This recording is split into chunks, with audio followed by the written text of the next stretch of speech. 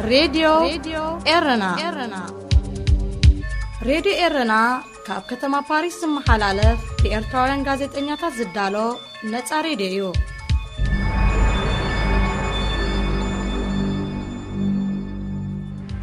مس راديو إرنا يخم زلقم زغبركم سمعتنا إزي صومناوي في التساميتاتيو أبناي سنبت في التساميتات بالسفلالي مخنياتنا بإثيوبيا زغشو إرتراويان ناب عدهم زملسلو مقدي بمسانهم يمارو كم زلو تقليصو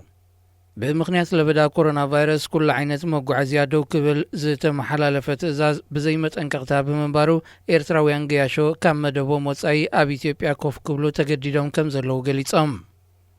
أثمريد إيراناستو وكستهم إرتراويان نحكم الناس درابيتهم حيزهم متيهم مملسيس لزسانو أبزي دلي ناي هوتيلاتن مدبابرون وصاي وديغم مهلهم يماررو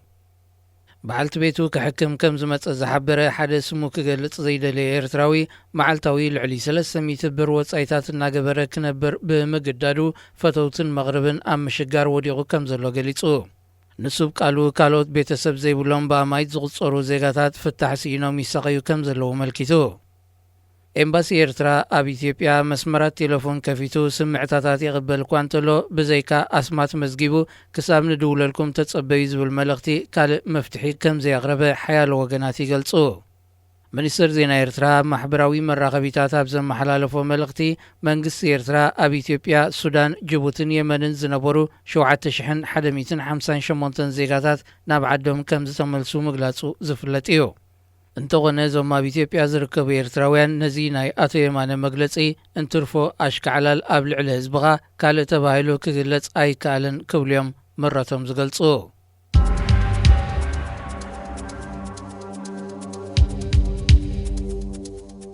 حبرت إيروبا دحنت مقد داير إلو عامتاوي أبزوصو تصبصاب مقد داير إرترا وحسنت كم زيبولو قليتو أتي تصبصاب شنغن زون تبايلن نابزفلت هاقرات إيروبا برراك كايدو زفقدلو من زخل كالون مقد دايرات زنت صريو بمسارة تصبصاب مقد داير إرترا جبوتي كيرغستان ليبيا زركبوم 96 تكالات أفيشن ناب هاقرات إيروبا مقشاكي كايدو تأجيدو مالو مقدايرات فنزويلا سورينام إيران عراق نيجيريان زيمبابوين كا مسارتاوي ناي دحنت لوطتات صقنا كغبرون تخيلهم ناب هاقرات إيروبا مقشاخ كايدو كفقدلهم مخانو تقليصو علامات تصبصاب بهقراوي برراتات زكايدات كالات أفيشن زلوان ناي دحنت درجة كحيلان تنقاقتات كغبران زحقزيو كبليو كومشنر مقعزيات حبرت زقلت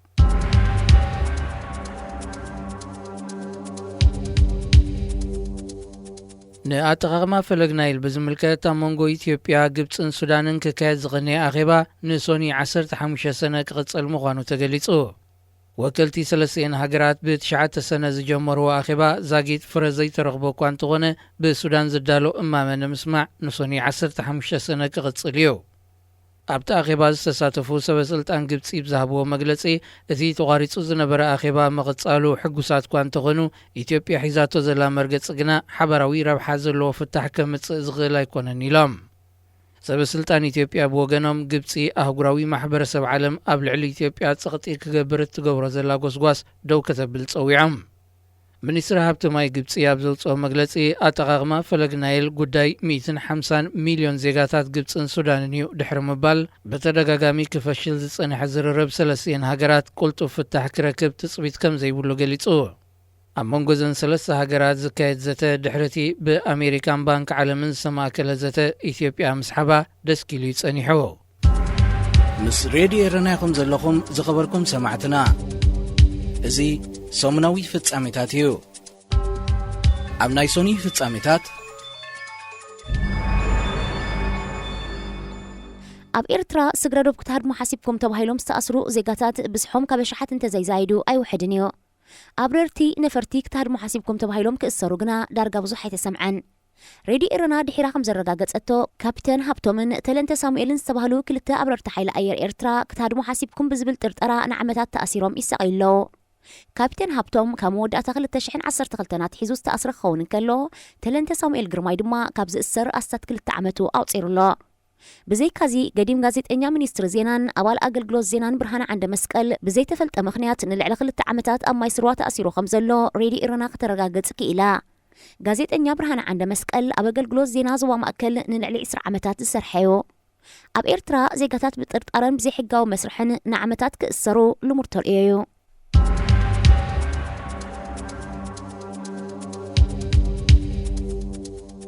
بريزيدنت جيبوتي إسماعيل عمر قال بريزيدنت صومال محمد عبد الله فارماجون قدماي مينستر إثيوبيا أبي أحمد زتكايدوم اتم مراحتي تمالي 14 سنة أب جيبوتي زكايدو زت بزيكاتي مراحتي صومال رئسم محدار صومالي لاندن مقرب زوصدو تبقسو أو وحدة متحجازن هاجرات قرن أفريقان زمدنا مس إيرتران بمتقارون زت يوم قدماي مينستر أبي أحمد مراحتي إيرتران جيبوتي متعراق زوصدو تبقسو كعوات كم زيكالة أقدم مخزرب تنحيو መራሕቲ ኤርትራ ኢትዮጵያን ሶማልን ኣብ ኢትዮጵያን ዝኸተሙሉ ስሉሳው ዝምድና ፕሬዚደንት ጅቡቲ እስማኤል ዑመር ገለ ከም ዘይተጸንበሮ ይዝከር ኤርትራ ጉንበት 2008 ኣብ ደባት ጅቡቲ መጥቃዕቲ ብምክያድ ሓያሎ ወተሃደራት ከም ዝማረኸት እንተኾነ ድሕሪ ናይ ነዊሕ እዋን ክሕደት ን4 ጥራይ ብህይወት ከተረክቦም ምኽኣላዩ መንግስቲ ጅቡቲ ዝወቅስ መንግስቲ ጅቡቲ ካብ ዝማረኾም 20 ኤርትራውያን ሓደ ብዝነበሮ ከቢድ መውጋእቲ ኣብ ማእሰርቲ ክመውትን ከሎ እቶም ዝተረፈ 19 ግና ብመንገዲ ቀይሕ መስቀልን ትካላት ስደተኛታትን ድሕሪ ነዊሕ ዓመታት ናብ ካናዳ ከም ዝተጣየሱ ይፍለጥ ብዛዕባቲ ምስ ጅቡቲ ዝተኻይደ ኩናት ዝርዝራዊ መግለፂ ዝሃበሉ መንግስቲ ኤርትራ ንምሩኻት ጅቡቲ ጥራይ ዘይኮነ ንገዛእ ምሩኻቱ ከም ዝሓደዩ ዝግለጽ إذا خمزيلون كلو بريزيدنت جيبوتي إسماعيل عمر قال بريزيدنت صومال محمد عبد الله فارماجون بريزيدنت رئيسم محدار صومالي لاند مسبح عبدن مقرب زعلمه فليزته أكايدو أبتزته قدماي مينستر إثيوبيا أبي أحمدن وانا صحفي إيجاد دكتور ورقناي قبيه زركبوم وكلت زوبا قرن أفريقاون تساتيفهم إذا بمونغنينت مراحتي إثيوبيان جيبوتن استخايدة فتنتات نغلتي أموغنات نمقرب زعلمه كوان تخونه نتاقب شعن 991 حدنات حيزا كاب صومال بمنتصال ناي جزاء رئيسام محدار زأوجت صومالي لاند تمالي صانا بصومال نخط صنبرز انفت امامتات كم زين براء تحبيرو صومالي لاندن بسنكتي وحبرات إمارات عرب عبر رئيسام محدار صومالي لاند نزركب ودبر بران من محدار حيزاتو زلا مدبون أم السحاب كم زركبا يفلات صومالي لاند زيتن تسأل أكل صومال مخانايو فدرالو منقصة هاجر زتأكس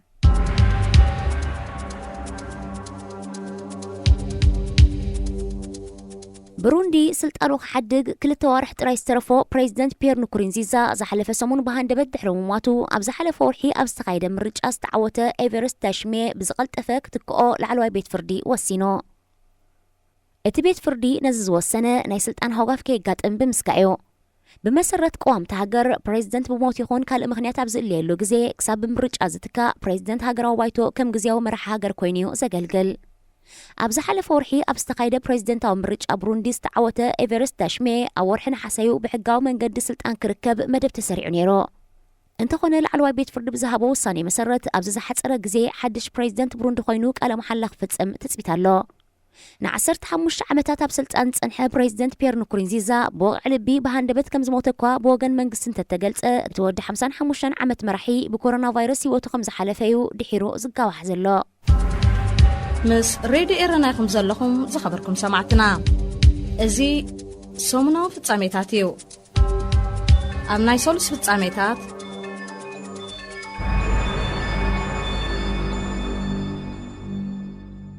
حاولت نايتي أب أوان مجزاتي إيطاليا قال 12 عامات إيرتراوي تجزيو سبيتو كم زجبر استقلت إيطالياوي إندرو مونتانيلي كم زي القصو كنتبا كتما ميلانو جيسوبي سالافليتو أتي دقافي مجزاتي بارنت سلمتن فاشيستن كم زنبره زنقرلو إيطالياو غازيتنيا أب شعن 930 أب إيرتراب زنبرلو نقول 12 عامات إيرتراوي تقولعه بجنزبو جزيو سبيتو كم زجبراوي تأمينو أبزوان زي أب حيال هجرات أوروبان أمريكان أنصار عليتنت أبز كازلو تقامو حولتي شياتو برايو دقفت مجزاتن علي طويانن نايزنبرو هبوبات سبات يعنو كم زلو زفلتيو أب إيطاليا كتما ميلانو زركب حولت زي قال 12 عامات قلعه بجنزبو زجزا إيطالياوي كعنو كابس الفنياتات نزغربت أوعيت زنتاجا كنتيبا صلا نحرنتن ناتنت حساباتن بزو حبركتو زجبره غازيت انيايو كبل غليصو إندرو مونتانيلي أب شحن 990 أبز جبرو ناي تلفزيون قال متيق أب توانتي جزءات إيطاليا بزنبرت إيرترا ود 14 عامات كله دستا زتبالت قال 10 عامات قلعه كابو باب جنزب جزيو كم سبيتو كم زحزا تأمينيو ንሱ ኣብቲ እዋንቲ ኣብ ዝገበሮ ዝርርብ ደስታ ሽኮሪና ቆልዓያ ኣብ ኣፍሪቃ ከምዚ ከይመስለኩም ብምባል እናስሓቐ ንዝሕለፎ ናይ ገዛእን ተገዛእን ህይወት ብምትዕናን ገሊጽዎ። ኣብ ኤርትራ ዝተወልደት ኢጣልያዊት ጋዜጠኛ ኤልቫራ ባኖቲ ኣብቲ ኣጋጣሚ ነቲ ሞንታኖሊ ዘቕረቦ መግለጺ መቋም ብዓመፅን ግፍዕንያ ወቒሳቶ። እንተኾነ ንሱ ኣብ ኤርትራ ኣብቲ እዋንቲ ደቂ ኣንስትዮ ኣብ 12 ዓመት ምምርዓው ልሙድ እዩ ዝነበረ ከም ናይ ኤውሮጳ ኣይኮነን ክብል እኳ እንተመለሰ ንሳ ግን ጓል 12 ዓመት ቆልዓ ኣብ ኣፍሪቃ ይኹን ኤውሮጳ እንታይ ኣካላዊ ፍልልዩ ዘለዋ ክትብል ሞጊታቶ። ሞንታነሊ ኣብ መበል 91 ዓመት ዕድሚኡ ኣብ 2001 ድሕሪ ምሟቱ ኣብ ሞያ ጋዜጠኝነት ኢጣልያ ንዝገበሮ ኣበርክቶ ኣብ ከተማ ሚላኖ ሓወልቲ ቆይሙሉ። ድሕሪ ቅትለት ጸሊም ኣሜሪካዊ ጆርጅ ፍሎይድ ኣብ መላእ ዓለም ኣንጻር ዓሌታውነት ድሕሪ ዝተበገሰ ተቃውሞ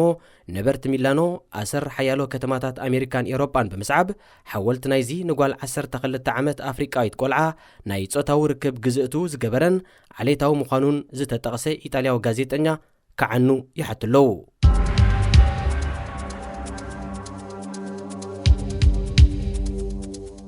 ሕብረት ኤውሮጳ ንኢትዮጵያ ናይ ልዕሊ ፍርቂ ቢልዮን ዶላር ሓገዝ ከም ዝሃበ መግለፂ እቲ ሕብረት ብምጥቃስ ኣገልግሎት ዜና ሃገር ሓቢሩ።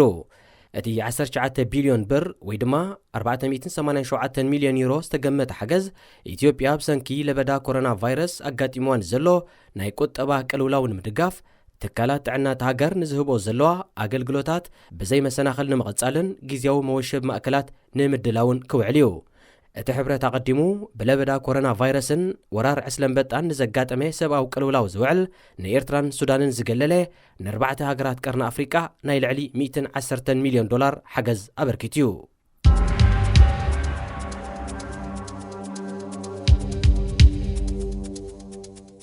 ሚኒስተር ጉዳያት ወፃኢ ደቡብ ሱዳን ቢያትሪስ ካሚሳ ንኣምባሳደር ግብፂ እቲ ሃገር መሐመድ ቃዳሕ ኣብ ከተማ ጁባ ዝርከብ ቤት ጽሕፈታ ኣዘራሪባቶ።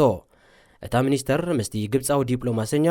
ብ13 ሰነ ኣብ ዝገበረቶ ዝርርብ ክልቲአን ሃገራት ኣብ ጉዳይ ኮሮና ቫይረስ ዝገብሮ ዘለዋ ምትሕጋዝ ዘተኮረ ምዃኑ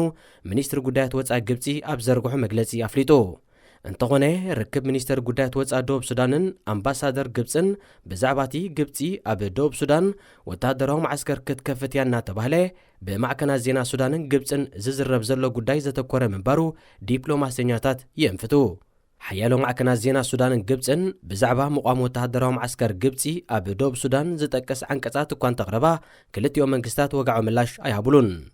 ግብፂ ከም መቐጸልታ ናይቲ ትገብሮ ዘላ ዲፕሎማስያዊ ፖለቲካውን ቁጠባውን ጻዕርታት ኣብ ልዕሊ ኢትዮጵያ ወታደራዊ ጸቕጢ ንምፍጣር ጎረባብታ ምስ ዝኾነ ሃገራት ወታደራዊ ርክባታት ተሕይል ከም ዘላ እዩ ዝግለጽ።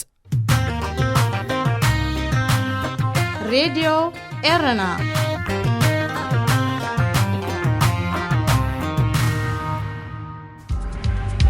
ምስ ሬድዮ ኤረና ይኹም ዘለኹም ዝኸበርኩም ሰማዕትና እዚ ሰሙናዊ ፍጻሜታት እዩ። ኣብ ናይ ረቡዕ ፍጻሜታት መንግስቲ ኤርትራ ብጉልባብ ለበዳ ኮሮና ቫይረስ ካብ ሕብረት ኤውሮጳ ብወግዒ ሓገዝ ከም ዝሓተተ ንሓደ ካብ ሓለፍቲ ናይ ወፃኢ ፖሊሲ እቲ ሕብረት ሎዛር ጃስክ ብምጥቃስ ማዕከን ዜና እዩ ኦብዘርቨር ሓቢሮ። እቲ ማዕከን ዜና ኣብ ዘቕረቦ ዝርዝራዊ ሓበሬታ ሕብረት ኤውሮጳ ኣብ ኣስመራ ቤት ጽሕፈት ካብ ዝኸፈተሉ ኣብዚ 25 ዓመታት መንግስቲ ኤርትራ ብወግዒ ሓገዝ ክሓቶ እዚ ንመጀመርያ ምዃኑ ኣመልኪቱ። ሕብረት ኤውሮጳ ኣብ ዝሓለፈ ዓመታት ንመንግስቲ ኤርትራ ኣማኢት ሚልዮናት ዝግመት ልምዓታዊ ሓገዛት ከም ዝሃቦ ሰነዳት የረጋገጽ። እቲ ተበግሶ በቲ ሕብረት ዝተወስደዮ እቲ መንግስቲ ምስ ኢትዮጵያ ርክብ ድሕሪ ምጅማሩ ካብ ወደባት ኤርትራ ናብ ኢትዮጵያ ዘራኽብ ጽርግያ ንምሕዳስ ሕብረት ኤውሮጳ ኣስታት 20 ሚልዮን ዩሮ ምልጋሱ ካብ ኣባላት ፓርላማኡን ተጠበቕቲ ሰብኣዊ መሰላትን ተቃውሞ ምግጣሙ ኣይርስዓን። ሕብረት ኤውሮጳ ንመንግስቲ ኤርትራ ብምካስ ሰብኣዊ መሰላት እናወቐሰ በንጻሩ በብግዚኡ ልምዓታውን ሰብኣውን ሓገዛት ከበርክተሉ ጸኒሕዮ። ይኹን እምበር መንግስቲ ኤርትራ ኣብ ጉዳይ ሰብኣዊ መሰላት ምስ ሕብረት ኤውሮጳ ብዝጸንሖ ዘይምርድዳእ ነቲ መንግስቲ ተመዲቡ ዝነበረ 30 ሚልዮን ዩሮ ናብ ሱዳን ክልኣኽ ከም ዝተወሰነ ሃንስ ስቶስቦል ዝተባሃለ ሓደ ካብ ሓለፍቲ ኮሚሽን ናይቲ ሕብረት ኣብ ጉዳያት ልምዓታዊ ሓገዝ ጠቒሱ። ኣብዚ እዋን እዚ ለበዳ ኮሮና ቫይረስ ኣብ ሃገራት ኣፍሪቃ ፈጢርዎ ዘሎ ቁጠባውን ሰብኣውን ቅልውላው እቲ ሕብረት ንሃገራት ኣፍሪቃ ኣማኢት ሚልዮናት ዶላር ክህበን ከሎ ንኤርትራን ሱዳንን ግን ገሊልዋን። ብፍላይ ኢትዮጵያ ምስዚ ናይ ለበዳ ኮሮና ቫይረስ ተተሓሒዙ ካብ ሕብረት ኤውሮጳ ናይ ልዕሊ ፍርቂ ቢልዮን ዶላር ሓገዝ ተበርኪቱላ። መንግስቲ ኤርትራ ኣብዚ እዋን እዚ ብጉልባብ ለበዳ ኮሮና ቫይረስ ካብ ሕብረት ኤውሮጳ ብወግዓ ሓገዝ ምሕታቱ ምስቲ ሕብረት ዝምድንኡ ንምምሕያሽን ለውጥታት ንምትእታውን ዝእንፍት ክኸውን ከም ዝኽእል ጸብጻብ እዩ ኦብዘርቨር ይትንትን።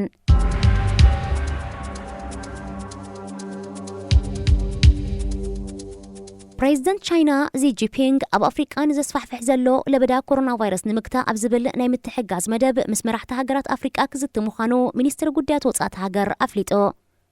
ኣብቲ ሎም ረቡዕ 17 ሰነ ብቪድዮ ዝካየድ ዋዕላ ቻይናን ሃገራት ኣፍሪቃን ሓያሎ መራሕቲ ዝኣህጉርን ሓለፍቲ ሕብረት ኣፍሪቃን ክሳተፉ እዮም። ነቲ ዋዕላ ፕሬዚደንታት ቻይናን ደቡብ ኣፍሪቃን ክመርሕዎ ምዃኖም እዩ ተሓቢሩ። ኣብ ልዕሊ እዚ ኣብቲ ዋዕላ ዋና ጸሓፊ ሕቡራት ሃገራትን ዳይሬክተር ውድብ ጥዕና ዓለምን ክሳተፉ እዮም። ለበዳ ኮሮና ቫይረስ ኣብ ቻይናን ዝበስሐ ሃገራት ኤውሮጳን እናጎደለ ይመጽእ እኳ እንተሎ ኣብ ሓያሎ ሃገራት ኣፍሪቃ ግና ቀስ እናበለ ይዛይድ ከም ዘሎ ጸብጸባት ጥዕና ይሕብሩ።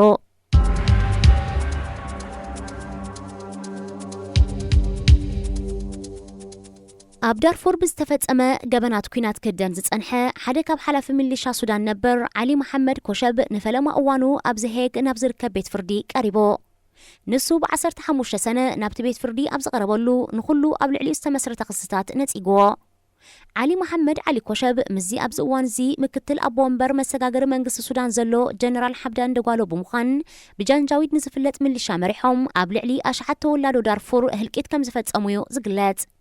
በቲ ኣብ ዳርፉር ካብ 2003 ክሳብ 2005 ኣብ ዝነበረ ግዜ ዝተፈጸመ መጥቃዕቲ ፕሬዚደንት ሱዳን ነበር ዑመር ሓሰን አልበሽርን እዋናዊ ምክትል ፕሬዚደንት ጀነራል ሓምዳን ደጓሎን ዝርከብዎም ሓያሎ ሰበስልጣንን ኣዘዝቲ ሰራዊትን ሱዳን ብገበናት ኩናትን ገበን ኣብ ልዕሊ ሰብኣውነትን ክህዶንዮም ጸኒሖም።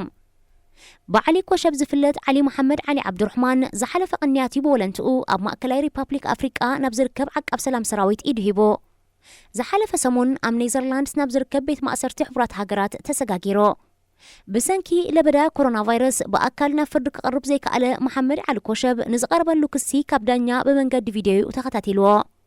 ጉዳዩ ብገበናት ኩናትን ገበን አንጻር ሰብኣውነትን ዘኽስሶ ብቑዕ መርትዖ እንተሎ ንምጽራይ ኣብ 7 ታሕሳስ ደጊሙ ከም ዝርአ እቲ ቤት ፍርዲ ውሳነ ሂቦ። ኣብ ሱዳን ዞባ ዳርፉር ካብ 2003 ናትሒዙ ብዝተለዓለ ግጭት ህይወት ልዕሊ 200,000 ሰባት ከም ዝህለቐን ልዕሊ 2.5 ሚልዮን ድማ ካብ መነባብሮኦም ከም ዘመዛበለን እዩ ዝጥቀስ። ምስ ሬድዮ ኤረና ይኹም ዘለኹም ዝኸበርኩም ሰማዕትና እዚ ሰሙናዊ ፍጻሜታት እዩ።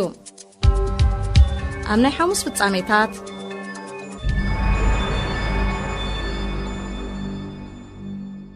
ኣብ ዩጋንዳ ኮሮና ቫይረስ ካብ ዝሰራየሉ ወርሒ ሒዙ 197 መራሕቲ ዓበይቲ መካይን ብኮሮና ቫይረስ ከም ዝተለኽፉ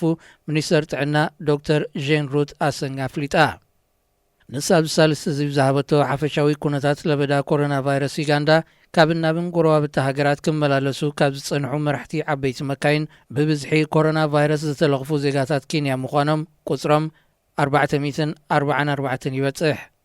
337 ዩጋንዳውያን መራሕቲ ዓበይቲ መካይን በቲ ቫይረስ ክልከፉ እንከለዉ 222 ታንዛንያውያን 44 ኤርትራውያን ተም ዝተረፉ ድማ ዜጋታት 7 ሃገራት ዞባዮም።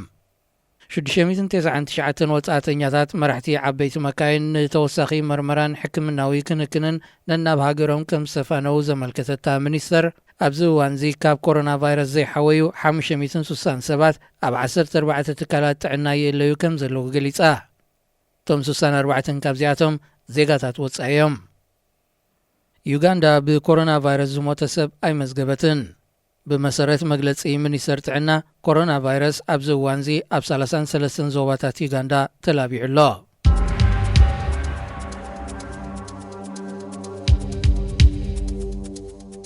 ምስ ኮሮና ቫይረስ ተተሓሒዙ ሓያሎ ናይ ጽዕነት መራኽብ ኣብ ክልል ማያት ዓለምና ተዓጊተን ከም ዘለዋ በብእዋኑ ዝግለጸሉ ዘሎ እዋን መንግስቲ ጅቡቲ ብቐይሕ ባሕሪ ዝመላለሳ ኣብ መጻብቦ ባብኤል መንደብ ተዓጊተን ንዝርከባ ክሕግዝ ይኽእል ዝበሎ መደብ ናብ ሕቡራት ሃገራት ኣቕሪቡ። ብፍላይ ባሕረኛታትን ሰራሕተኛታት ናይተን ተዓጊተን ዝርከባ መራኽብን ንዕረፍቲ ይኹን ምቕያር ናይ ስራሕ ምስ ዘድሊ ንወደብ ጅቡቲ ክጥቀሙ ከም ዝኽእሉ ምፍቃዳ ኣህጉራዊ ማሕበር መጓዓዝያ ባሕሪ ፍሊጡ። እቲ ሃገር ምስ ሕቡራት ሃገራትን ማሕበር መጓዓዝያ ባሕርን ብሓባር ኣብ ዝዘርግሕዎ መግለጺ ድሕሪ ለበዳ ኮሮና ቫይረስ ኣብ ክልል ማያት ቀይሕ ባሕሪ ብፍላይ ኣብ መጸብቦ ባብኤል መንደብ ተዓጊቶም ዝርከቡ ባሕረኛታት ናጻ ናይ ንግዲ ዞባ ጅቡቲ ከም መሰጋገሪ ክጥቀሙሉ ይኽእሉ እዮም። ኣብ ክልል ማያት ዓለምና ብሰንኪ ለበዳ ኮሮና ቫይረስ ተዓጊቶም ዝርከቡ ኣሳት 70,000 ባሕረኛታትን ሰራሕተኛታት መራኸብን ንናብ ሃገሮም ንምፍናው ወይ ብካልእ ሰራሕተኛታት ንምቕያር ይጽበዩ ከም ዘለው ኣህጉራዊ ማሕበር መጓዓዝያ ባሕሪ ይገልጽ። ኣብ ዝሓለፈ ሰሙን መንግስቲ ኤርትራ ካብ ኣሜሪካ ዝሸመቶ 33,000 ቶን መሸላ ዝፀዓነት መርከብ ኣብ ክልል ማያት ሞሮኮ ተዓጊታ ከም ዘላ ተቃሊሑ እዩ። ሓያሉ ሃገራት ኣብ ባሕሪ ንዝሰዓግቱ ባሕረኛታት ንምሕጋዝ ተበግሶታት ክወስዳ ክረኣያን ከለዋ በንጻሩ ኣብ ቀይሕ ባሕሪ ዝሰዓግቱ 3 ቱርካውያን ሃንደስቲ ባሕሪ ናብ ክልል ማይ ኤርትራ ድሕሪ ምጽግዖም ብሓይሊ ባሕሪ ኤርትራ ተታሒዞም ዳሃዮም ከም ዝጠፍአ ካብ ወገን ቱርኪ ይስማዕ ኣሎ። ሚኒስተር ጉዳያት ወጻኢ ቱርኪ ብዛዕባ ዞም ኣብ ኤርትራ ዳሃዮም ዝጠፍአ ባሕረኛታት ኣመልኪቱ ናብ መንግስቲ ኤርትራ ዝጸሓፎ ደብዳቤ መልሲ ከም ዘይረኸበሉ ሕርየት ዝተባሃለት ጋዜጣ ኣብ ዓምዳ ኣስፊራ።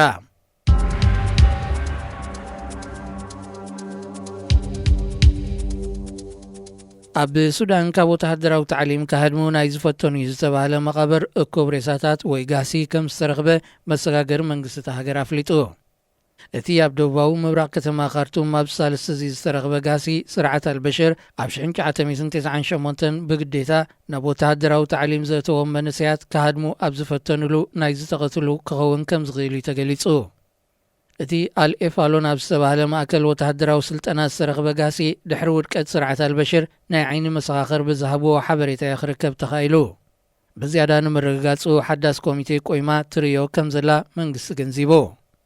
ኣብ 1998 ካብ ወተሃደራዊ ስልጠና ካህድሙ ዝፈተኑ 55 ተዓላሞ ብጃልባ ሩባ እናሰገሩ ከም ዝጠሓሉ ስርዓት አልበሽር ኣብቲ እዋንቲ ገሊጹ ነይሩ እዩ።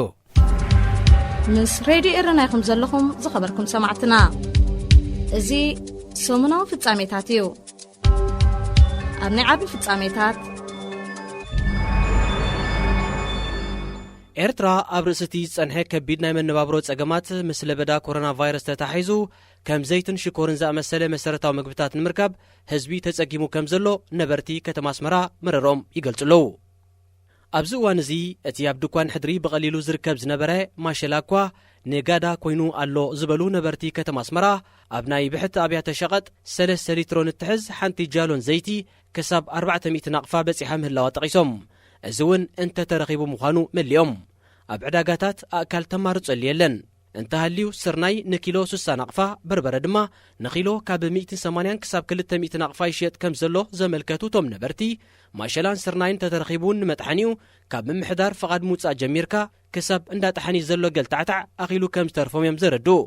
ኣብዚ እዋን እዚ ህዝቢ ከቢድ መነባብሮ የሕልፍ ከም ዘሎ ብምልካት እተን ዘለዋኻ ምስ ጎረባብትኻ ናይ ቀረባ ኣዝማድካን ቤተሰብን ተመቒልካ እዩ ዝሕለፍ ዘሎ ክብሉ እውን ንዘሎ ህልው ኩነታት ኣረድዮም። ነበርቲ ናይተን ካብ ኣስመራ ወፃእ ዝርከባ ካልኦት ከተማታት እውን ዘሕልፎ ዘለው ናብራ ካብ ናይ ኣስመራ እንተዘይብኢሱ ዝሓይሽ ከም ዘይኮነ ዝተፈላለዩ ኣብነታት ዘርዚሮም መንግስቲ ብጉልባብ መኸተ ለበዳ ኮሮና ቫይረስ ወርሓዊ ደሞዝ ሰራሕተኛታት መንግስቲ ብግዴታ ምቑራጹ ነቲ ዘሎ ጸገም ዘጋድድ ምዃኑ ዝቀልሕ ዘሎ። እቲ መንግስቲ ምስ ለበዳ ኮሮና ቫይረስ ተታሒዙ ተዓጺዩ ዝጸንሐ ንኣሽቱ ሸቐጣሸቐጥ ንምፍዃሱ ጀሚሩ እኳ እንተሎ ድሕሪ ለበዳ ኮሮና ቫይረስ ብዛዕባ ዝህሉ ቁጠባዊ ሕውየት ዝምልከት ዝኾነ መደባት ኣየውፀን። ኣብዚ ናይ ለበዳ ኮሮና ቫይረስ እዋን መንግስቲ ንመጠን ናይ ወፃእ ሸርፊ ከም ዝተቆጻጸሮ ዝጋዋሕ ፕሮፓጋንዳታት እኳ እንተሎ ሸርፊ ብመጠን ህልው ዕዳጋ ክረአ እንከሎ መነባብሮ ህዝቢ ማዕረ ክንደይ ከቢድ ምዃኑ ንምግማቱ ኣየጸግምን። ኣብ ናይ ህግደፍ ትካል ሸርፍን ሓዋላን ሂምቦል ዝካየድ ዘሎ ልውውጥ $1 ክሳብ 15 ናቕፋ ይሽረፍ። ብመንጽር እዚ ኣብ ኤርትራ ንሓደ ኪሎ ዘይተጣሕነ ስርናይ $4 ይሽየጥ ኣሎ ማለት እዩ። ዘይቲ ድማ ንሓንቲ ጃሎን ኣስታት $26 ይሽየጥ።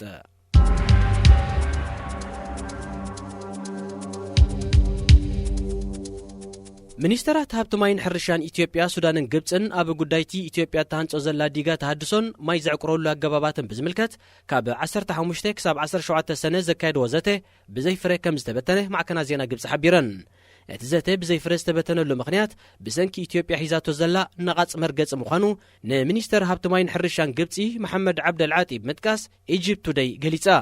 ኢትዮጵያ ብርትዓዊ ኣጠቓቕማ ናይል ምስ ግብፅን ሱዳንን ኣብ ስምዕ ክትበጽሕ እንተዘይክኢላ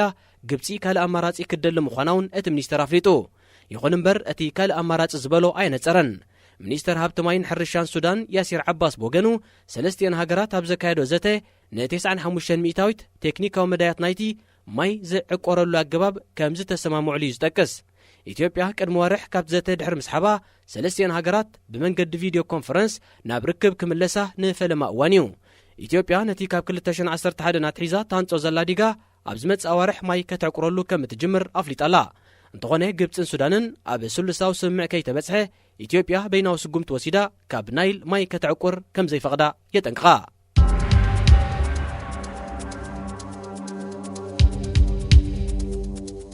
ፕረዚደንት ሶማል መሐመድ ዓብዱላሂ ፋርማጆ ኩሎም መራሕቲ ርእሰ ምሕዳራት ኣብ ሃገራዊ ዘተ ክሳተፉ ወግዓዊ ዕድመ ኣቕሪቡሎም እቲ ኣብ ጉዳይ ሃገራዊ ፀጥታ ዝተኮረ ዋዕላ ኣብ መወዳእታ 2020 ወይ መጀመርያ 2021 ኣብ ዝካየድ ሃገራዊ ምርጫ ሶማል ብምትኳር ከም ዝቲ ማዕከና ዜና ሶማል ሓቢረን ኣብ ልዕሊ እዚ ፕረዚደንት ፋርማጆ ክነጽጎ ንዝጸንሐ መራሒ ርእሰ ምሕዳር ጁባላንድ ኣፍልጦ ብምሃብ ኣብ ዝዋዕላ ክሳተፍ ምዕዳሙ ንጉዳይ ዕርቅን ሃገራዊ ሓድነትን ሶማል ዘለዎ ቁርብነት ዘርኢ ምዃኑ ይትንተን ኣሎ ሶማል ኩሎም መራሕቲ ርእሰ ምሕዳራት ዝሳተፍዎ ሃገራዊ ዘተ ክትውድብ ክጽዋዕ ዝጸንሓ መሻርክቲ ሃገራት ከምኡ ድማ ኣህጉራውያንን ዞባውያንን ውድባት እቲ ፕረዚደንት ነዚ ተበግሶም ውሳዱ ናዳ ኣቕሪበን እቲ ዋዕላ ዝካየደሉ ዕለትን መልሲ ናይቶም ዕድመ ዝቐረበሎም መራሕቲ ርእሰ ምሕዳራትን ዛጊት ኣይተሓበረን ፕረዚደንት ሶማል ኩሎም መራሕቲ ርእሰ ምሕዳራት ኣብ ሃገራዊ ዘተ ክሳተፉ ዕድመ ዘቕርብ ዘሎ ድሕርቲ ዝሓለፈ ሰሙን ምስ ፕረዚደንት ርዕሰ ምሕዳር ሶማሊላንድ ኣብ ጅቡቲ ዘካየዶ ርክብ እዩ ሶማል ድሕሪ ውድቀት እቲ ን22 ዓመታት ብምልኪ ዝመርሐ ፕረዚደንት ሲያድ ባሬ ኣብ 1991 ናብ ሓያሎ ዞባታትን ርእሰ ምሕዳራትን ተበታቲና ዳግም ከም ሃገር ክትርነፍ ኣይከኣለትን ኣብዚ ዝሓለፈ 29 ዓመታት ርጉእን ጸጥታ ከውሕስን ዝኽእል ማእከላይ መንግስቲ ብዘይምህላዋ ድማ ከመል ሸባብ ዝኣመሰሉ ሽበራውያን ጉጅለታት ንኸስፋሕፍሑ ርሒብ ዕድል እዩ ፈጢሩ إذاعة إيرنا الدولية صوت أريتري مستقل راديو إيرنا ناصا دمص إرتراويان